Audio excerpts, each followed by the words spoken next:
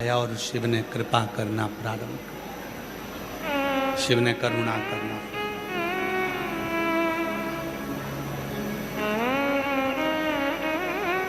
कोई जरूरी नहीं है कि तुम्हारे पास बहुत सारी वस्तु हो। सावन के महीने की शिवरात्रि पर ऑनलाइन अभिषेक किया जाता है, आप लोग करते हो? हाथ उठाओ, कौन कौन करता है? सभी लोग करते हो? रखो। पूरी शिव महापुराण की कथा 30 साल में जितनी बाची है, सारी पुराण यूट्यूब पर डली हुई है। अजय 5 सुना। 30 साल में जितनी भी शिव महापुराण की कथा करी है, उस पूरी कथा यूट्यूब पर डली है। एक भी कथा में इस व्यासपीठ से आज तक ऐसा नहीं कहा कि इतने रुपए का सामान आप शिव जी को चढ़ाना, या बाजार से ये चीज़ खरीद कर लाकर शिव जी को चढ़ाना। तुम्हारे घर में जो सामान होता है, जल है, चावल का दाना है, कनेर का फूल है, दुर्वा है, बेलपत्र है, जितने भी शिव महापुराण में उपाय बताए जाते हैं, जो तुम्हारे घर में सामान रहता है उसी का उपाय बताया जाता है, जिससे तुम कहीं कर्जा लेकर, किसी से सामान मांगकर या किसी से वस्तु लेकर कोई उपाय ना करो। क्यों? अगर हम दूसरे से सामान मांगकर, यहाँ तक शिव पुराण की कथा कहती है तुम्हारे पूजन की थाली में अगर कोई सामान कम है तो कम रहने दो, पर दूसरे से मांग कर पूजन की सामग्री लेकर भगवान को समर्पित भी मत करो। यहाँ तक शिव पुराण।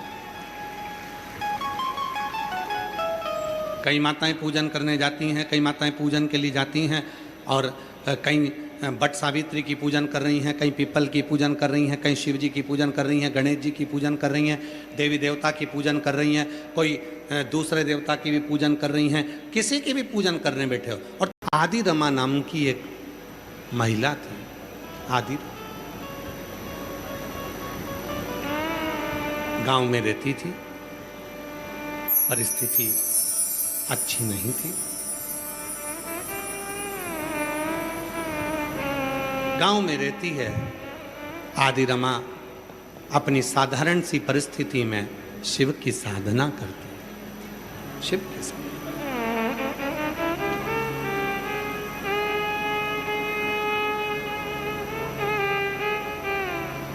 कितना सुंदर शिव पुराण में लिखा है,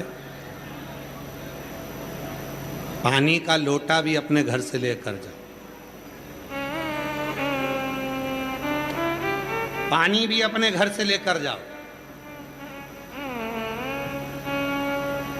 आप लोग हंसते होंगे कि सीहोर वाला बाबा तो हर कुछ बोल देता है, पर हमने अपनी जीवन में जितनी भी कथा करी, सब कथा में एक बात बोली, अपने घर से आना, अपने बिछाने का साथ में लाना, ओढ़ने का साथ लाना, छाता साथ लाना, और पानी की कितनी बोतल? 2 बोतल साथ। एक बोतल अपने लिए, अपने घर का दूसरी बोतल का पानी साथ में लेकर आना, अपने आसपास में अपनी अड़ोसन, पड़ोसन, पीछे वाली धड़ोसन जो कोई बैठी है उसको थोड़ा सा पानी मुख झूठा कराना। क्यों? जब हम अपने घर का जल, जो भक्त कथा सुनने आया है वो भक्त नहीं स्वयं महादेव है, उसको जल दे देते हैं तो हमारे जीवन की आदि व्याधियाँ वैसे ही समाप्त हो जाती। हमारे जीवन का आधे से ज़्यादा दुख, हमारे जीवन के आधे से ज़्यादा तकलीफें वैसे ही समाप्त हो।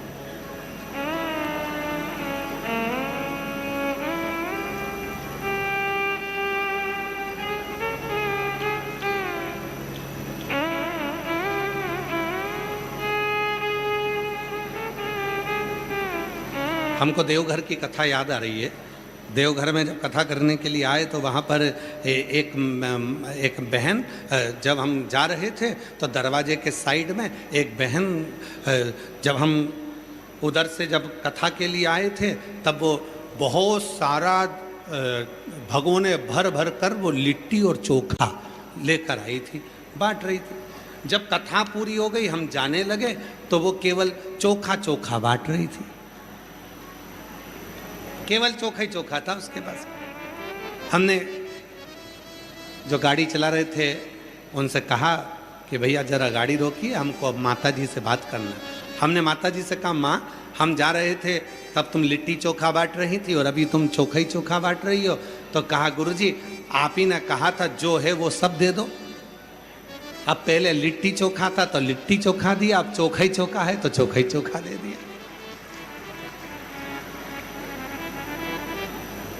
जो दिया वो हमने समर्पित किया, है दे दिया। क्या है हमारे पास में?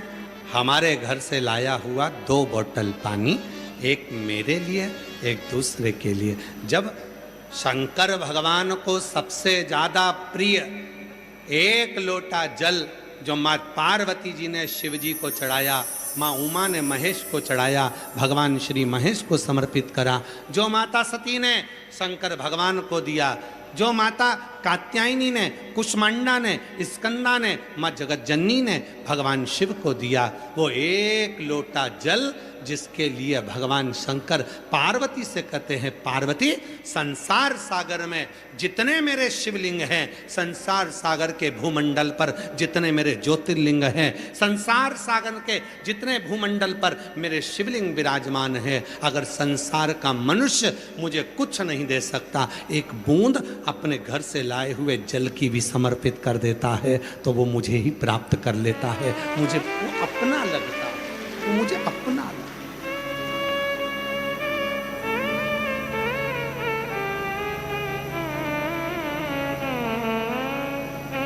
वो मुझे अपना लगता है।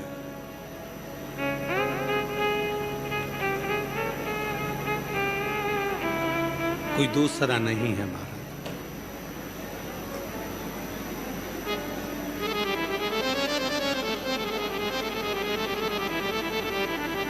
आदि रमा शिव जी की परम भगत थी। धन नहीं है उसके पास, संपदा नहीं है उसके पास,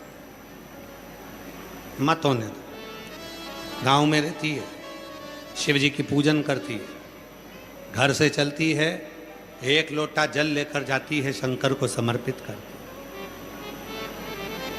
गांव की जितनी भी नारियां थी सब पैसे वाली, धनपति थी, सबके पास में वैभव था। आदि रमा जब जल चढ़ाने आती थी तो गांव की सारी महिलाएं जिनकी संपदा थी, वैभव था, वो आदि रमा को देखकर हंसती थी। इसके पास में देने के लिए कुछ भी नहीं है, शंकर भगवान को देने के लिए इसके पास कुछ है कुछ। फिर भी आदि रमा कभी मन में अफसोस नहीं करती। क्या अफसोस?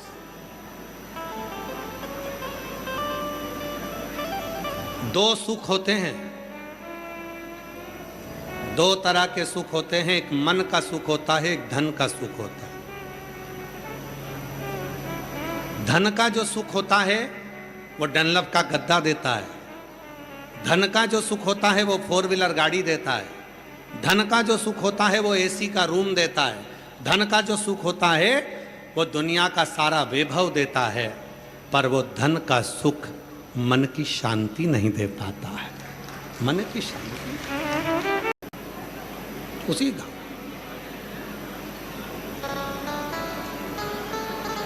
समय आया, मंदिर जाने लगी, वहां पर भी कुछ नहीं, केवल 1 लोटा जल।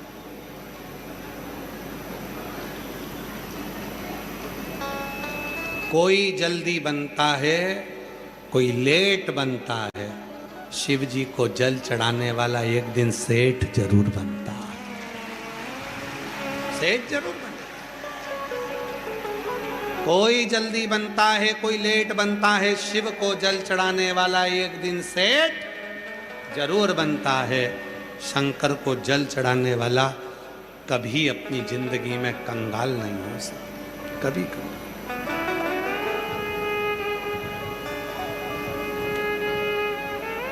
मेरा भोला भंडारी रे।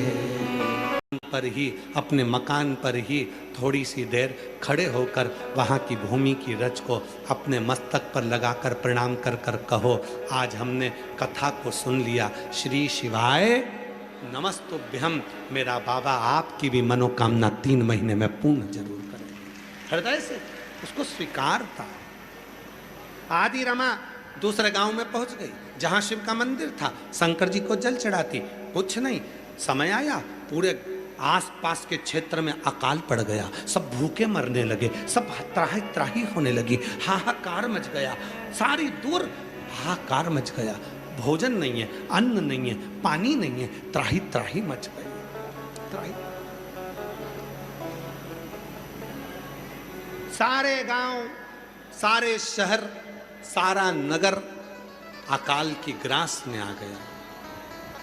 केवल एक नगर, एक गांव ऐसा बचा जिसमें आदि रमा रह रही थी।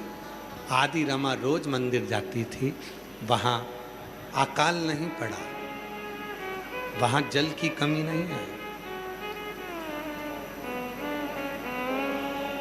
सारे गांव के लोग बेचैन हो गए। एक संत जिन गांव में अकाल पड़ा था उसी गांव में पहुंच गए।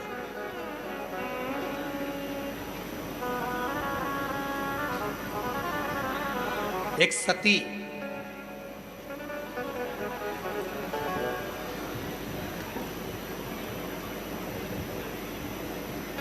एक संत,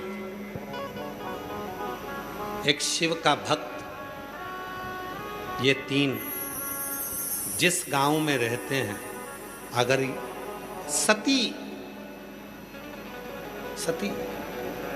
पतिव्रता धर्म का पालन करने वाली, पति को परमेश्वर मानने वाली, पति के चरणों को नमन करने वाली सती होती है। आप में से कितनी माताएं जो अपने पति को रोज प्रणाम करती है? हाथ उठाओ जरा। जो अपने पति को रोज प्रणाम करती है। करना चाहिए। उठाया, 2-4 ने उठाया, ऐसा नहीं कि नहीं उठाया। प्रणाम करना चाहिए पति के।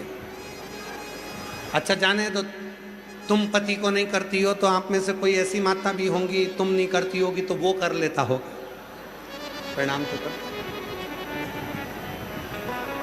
पर शिव पुराण कहती है प्रतिदिन घर के बुजुर्ग को, माता पिता को, घर में अपने बुजुर्ग को, माता पिता को और अपने पति को प्रणाम करना चाहिए, नमन करना चाहिए। करो रोज। एक सती, एक संत और एक शिव का भक्त जिस नगर में, जिस गांव में रहता है, उस नगर में, उस गांव में कभी अकाल नहीं पड़ता है। ये शास्त्र की रीति है, वहां अकाल नहीं पड़ेगा। शिव का कोई भक्त है, शंकर का कोई भक्त है, शिव का कोई उपासक है, शंकर की साधना करने वाला है, कोई शिव की आराधना करने वाला है, तो उस गांव में, उस नगर में, पर दिखावे वाला नहीं। कई लोग आज के ज़माने में शंकर जी के नाम से बहुत दिखावा करते हैं। जटा बढ़ा ली, खूब सारा चंदन पोत लिया, खूब मालाएं धारण कर ली और विचार करा कि हम शंकर जी के परम भक्त हैं। ना ना ना ना ना, शिव जी के परम भक्त की निशानी है, शंकर जी का परम भक्त की सबसे बड़ी निशानी केवल एक है। दुनिया के लोग कितना भी ताना दें, दुनिया के लोग कितनी भी गाली दें, दुनिया के लोग कितनी भी बद्दुआ दें, दुनिया के लोग कितना भी अपशब्द कहें, पर तुम्हारे मुख से उसके लिए अपशब्द निकलना नहीं चाहिए। समझ लेना कि आप शंकर के परम भक्त हो, आप शिव के परम भक्त। वो आपको बद्दुआ दे, वो आपको गाली दे, वो आपको अपशब्द कहे, वो आपको ताना दे, उसका जवाब आपको नहीं देना है। आप शंकर के भक्त होना तो आप उसका जवाब मत दो। उसने गाली दी है, जवाब महादेव देगा। जो चाहता है जवाब वही तो देगा। तुम जिससे प्रेम करते हो, जिससे प्यार करते हो, उसके साथ अगर घूमने के लिए कहीं जाते हो और कोई अगर छेड़ देगा, अपशब्द कह देगा, तो जवाब कौन देगा? तुम्हें नहीं देना है। तुम जिसको चाहते हो वो जवाब देगा। उसको मालूम है, क्यों?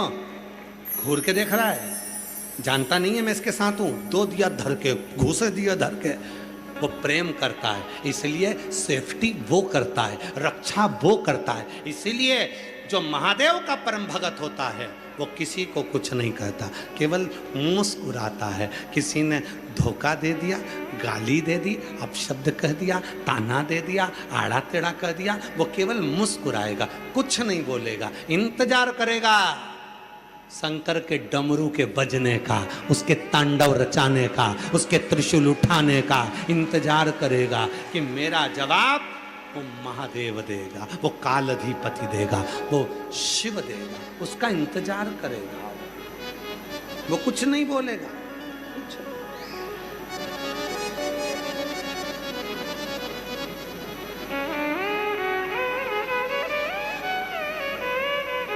शिव का डमरू डम डम बोले,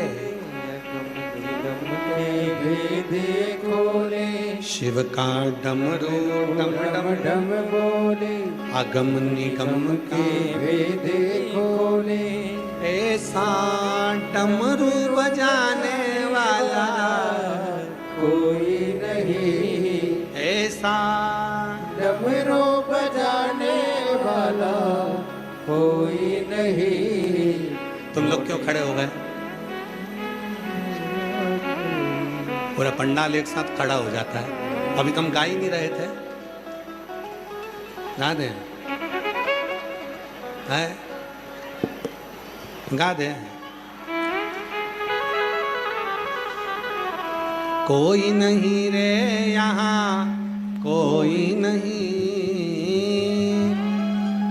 कोई नहीं रे यहाँ, कोई नहीं, भोलेनाथ से निराला यहाँ कोई। इनको जाने में, इनको निकलने में थोड़ा समय लगता है।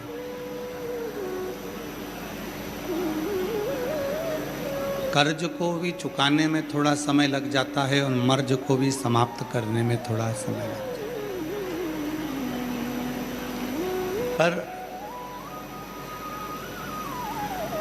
शिव महापुराण की कथा कहती है, भगवान शंकर की कथा कहती है,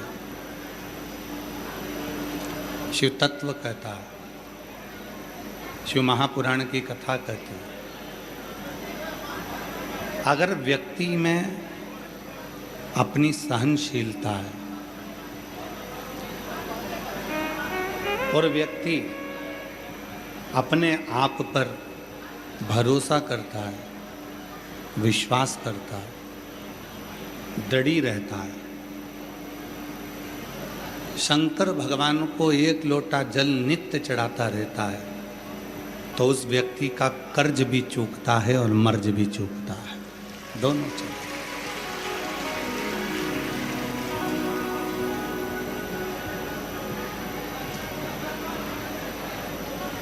कर्ज भी समाप्त होगा और मर्ज भी समाप्त होगा, दोनों। पर चूकेगा कब? जब आपका विश्वास अपने आप पर होगा, जब आपका विश्वास अपने ऊपर स्वयं हो।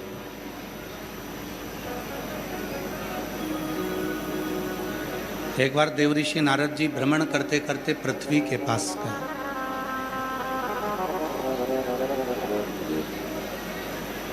और पृथ्वी देवी के पास में देवऋषि नारद जी पहुंचे। देवऋषि नारद जी ने जाकर पृथ्वी देवी से कहा कि आप किस किस चीज का पाप, किस किस चीज का भार ग्रहण कर सकते हैं।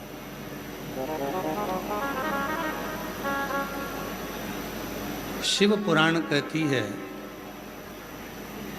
ये पृथ्वी सब कुछ झेल सकती है। आपने थूका, आपकी गंदगी को भी झेल रही, आपने खोदा, उसके दर्द को भी झेल रही, आपने थोड़ी बहुत खाद वगैरह डाली, गलत गलत चीज़ें पृथ्वी पर डाली, वो भी झेल रही है। ये पृथ्वी सब कुछ झेल सकती है, पर मनुष्य के पाप को ये पृथ्वी कभी नहीं झेल सकती है। मानव का जो पाप है उसको ये पृथ्वी नहीं झेले। गंदगी करी तो पृथ्वी ने झेल लिया, गलत काम करा तो पृथ्वी ने झेल लिया, कुछ खोद दिया तो पृथ्वी ने झेल लिया, पर आपका जो पाप है उसको पृथ्वी नहीं झेलती। पृथ्वी देवी ने स्वयं देवऋषि नारद जी से कहा है, नारद पुराण को यदि आप पढ़ेंगे, गीता प्रेस गोरखपुर की नारद पुराण लेकर आए और उसको अगर आप अध्ययन करेंगे तो नारद पुराण में आप पढ़ेंगे तो उसमें लिखा है कि पृथ्वी देवी कहती है, देवऋषि नारद, मैं सब कुछ झेल सकती हूँ पर व्यक्ति का जो पाप है उसको मैं नहीं झेलती। व्यक्ति के पाप को अगर कोई झेलने की सामर्थ्यता भी रखता है तो वो केवल देव अधिदेव महादेव ही रखता है उसके पाप को मिटाने।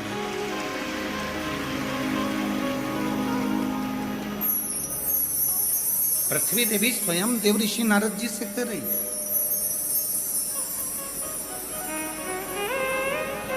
कभी मौका मिले तो गीता प्रेस गोरखपुर की नारद पुराण लेकर आइए और नारद पुराण का अध्ययन करिए। सब कुछ झेल लूंगी मैं। किसी ने मेरे ऊपर गंदगी करी तो वो झेल लूंगी, किसी ने अगर कुछ गंदा करा तो वो भी झेल लूंगी, पर पृथ्वी माता कहती है कि मैं केवल व्यक्ति के पाप को नहीं झेल सकती। इस पाप को वही झेल सकता है जो एक क्षण में पाप को समाप्त कर दे, और वो पाप झेलने वाला कोई नहीं होगा। तब शिव महापुराण की कथा में पहले भी एक लाइन गुनगुनाई है, आप भी उसको अवश्य बोलें कि अंत समय प्रभु आना पड़ेगा, वचन दिया तो निभाना पड़ेगा। अंत समय प्रभु आना पड़ेगा, वचन दिया तो निभाना पड़ेगा। आए ना आए प्रभु कुटुंब कबीला, अंत समय प्रभु आना पड़ेगा, वचन दिया तो निभाना पड़ेगा। देवऋषि नारद की नारद पुराण कहती है, पृथ्वी सब कुछ झेलेगी पर पाप नहीं झेलेगी। आपने झूठ बोला, गलत काम किया, गलत कृत्य किया, कौन झेल रहा? और पृथ्वी देवी ने गलत नहीं बोला। शिव महापुराण के महत्तम में देवराज ब्राह्मण का चरित्र आता है, जो ब्राह्मण होकर रानी के गले का हार चुरा कर लाता है, और वो देवराज नाम का ब्राह्मण एक गलत स्त्री के संग में पड़कर गलत काम कर कर अपने जीवन को बर्बाद कर लेता है। और आखिरी में वही देवराज नाम का ब्राह्मण भगवान शंकर की 2 मिनट की कथा को श्रवण करता है और भगवान शंकर के धाम में कैलाश में चला जाता है। पाप कौन समाप्त करा?